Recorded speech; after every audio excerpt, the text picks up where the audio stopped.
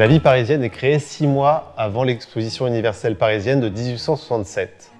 À l'époque, ces auteurs ne peuvent pas savoir que l'œuvre va avoir suffisamment de succès pour être jouée et être prolongée jusqu'à cette date.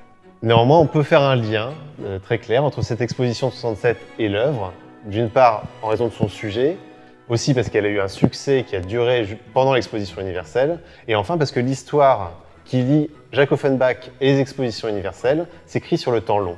La toute première exposition universelle a lieu à Londres en 1851.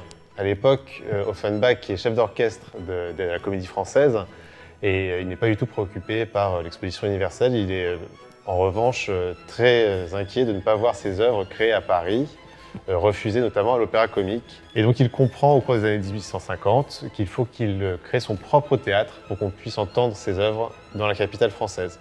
Un autre compositeur qui se nomme Hervé fait exactement le même chemin. En 1854, Hervé crée sur le boulevard du Crime les Folies concertantes, un nouveau théâtre où il va pouvoir jouer ses propres œuvres.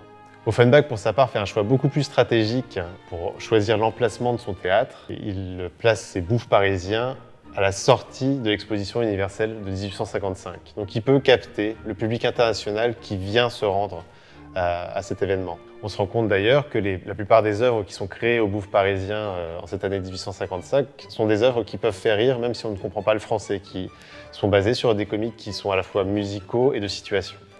Donc c'est cette exposition de 1855 qui lance la carrière d'Offenbach au niveau international. Il va préparer soigneusement l'exposition universelle parisienne de 1867.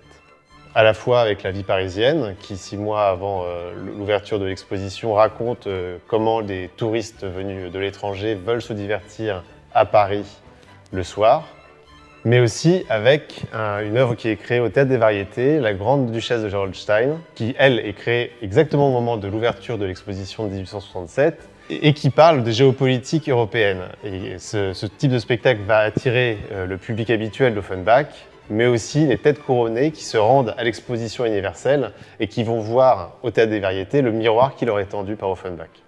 Après 67, après ce grand moment de gloire pour Offenbach, l'histoire continue entre le compositeur et les expositions universelles, mais en dehors de Paris. D'abord à Vienne, où en 73, il va se rendre compte que ses œuvres sont des succès vraiment importants. Et surtout en 1876, quand l'exposition a lieu à Philadelphie. Et à cette occasion, Offenbach fait le voyage transatlantique pour venir diriger dans des concerts en plein air ses œuvres. Et le lieu dans lequel il dirige ses œuvres est rebaptisé l'Offenbach Garden.